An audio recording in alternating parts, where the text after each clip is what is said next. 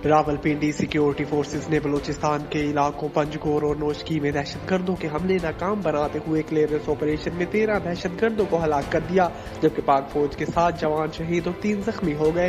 पाक फौज के शोबा ताल्लुकात आमा ISPR के मुताबिक सिक्योरिटी फोर्सेज ने फौजी कैंप्स पर हमले की कोशिश को नाकाम बनाते हुए 13 दहशतगर्दों को हलाक कर दिया।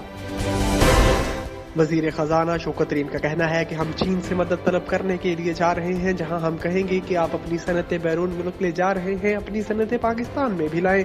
चीन रवानगी से कबल अपने एक वीडियो बयान में वजीर खजाना शौकत फयाज तरीन का कहना था कि IMF की जानिब से पाकिस्तान के लिए कर्जे की 6ठी किस्त की मंजूरी मुल्की मईशत के लिए खुश आइंद है। इससे न सिर्फ मुल्की मईशत बल्कि करेंसी में इस्तेहकाम आएगा।